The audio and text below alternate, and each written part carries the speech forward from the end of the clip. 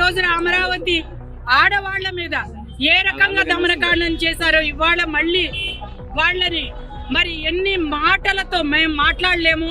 మరి వాళ్ళ జర్నలిస్టులు అని చెప్పుకునే వాళ్ళే వ్యభిచారులుగా మారిపోయి మాట్లాడుతూ ఉంటే ఇంకా మహిళలు మేమేం మాట్లాడతాం?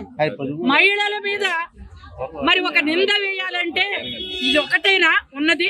ఆ రోజున స్వాతంత్ర ఉద్యమంలో మహిళలు పాల్గొని భారతదేశానికి స్వాతంత్రాన్ని తీసుకొస్తే చరిత్రలో వాళ్ళ పేర్లని సువర్ణాక్షరాలతో రాశారు. మరి ఈ రోజున మన ఆంధ్ర రాష్ట్రానికి ఒక రాజధానిని తీసుకొచ్చిన అమ్మలు మహిళలు వాళ్ళని ఏ అక్షరాలతో రాయాలి? అమృతాక్షరాలతో రాయాలి. మరి పురాణాల్లో దేవతలతో పోల్చాలి. కానీ ఇక్కడ ఉన్నది ఎవరు? మనుషులు కాదు కదా, వీళ్ళు రాక్షసులు. కాబట్టి రాక్షసులు రాక్షస భాషే మాట్లాడతారు. కాబట్టి వాళ్ళ భాష అదే.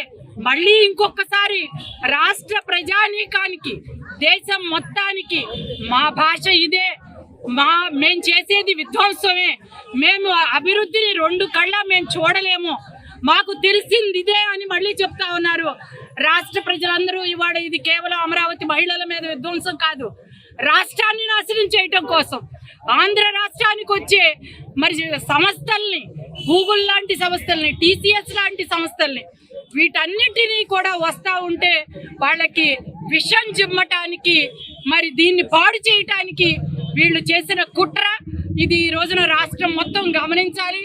ఇది కేవలం అమరావతి ఆడవారి మీద కాదు. కాబట్టి ఇవాళ తీసుకోవలసిన నిర్ణయం అనేది చంద్రబాబు గారు తప్పకుండా తీసుకుంటారు. ఆ రోజున చారిత్రాత్మకంగా చూసుకున్నా, వాణిజ్య పరంగా చూసుకున్నా, సస్యశ్యామలంగా చూసిన అమరావతి విరాజిల్లింది ఆ రోజు నుంచి ఈ రోజు వరకు కూడా. కానీ గత 5 సంవత్సరాలలో చరిత్ర మారింది. గత 5 సంవత్సరాలలో మరి జగన్మోహన్ రెడ్డి గారి ప్రభుత్వంలో విధ్వంసాన్ని సృష్టించింది. ఆనాడు మరి ఎవరైతే త్యాగాలు చేసి 33,000 ఎకరాలను భూమిని అమరావతి కోసం, ఈ రాష్ట్రం కోసం, రాజధాని కోసం వాళ్ళు త్యాగాలు చేశారో వాళ్ళందరూ కూడా విపరీతమైన దెబ్బలు తిన్నారు, రోడ్ల మీదకి ఈడ్చారు, వాళ్ళు తినే అన్నంలో ఇసుక పోశారు, అన్ని రకాల విధ్వంసాన్ని వాళ్ళు సృష్టించారు.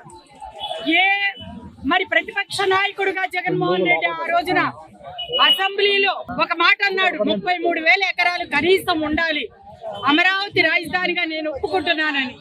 తీరా ముఖ్యమంత్రి అయిన తర్వాత మాట మార్చి మరి 3 రాజధానుల పల్లవందుకుని మరి దానితో ఊరుకోకుండా ఆ రోజున మహిళల మీద దమనకాండను ఏ రకంగా చేశాడో మనందరం కూడా చూసాం.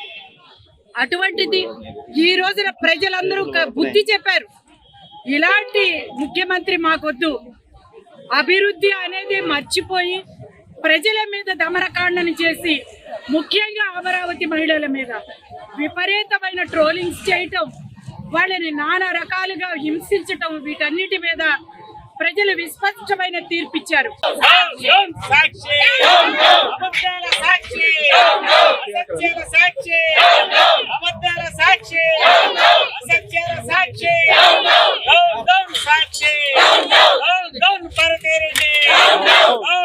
భారతీ రెడ్డి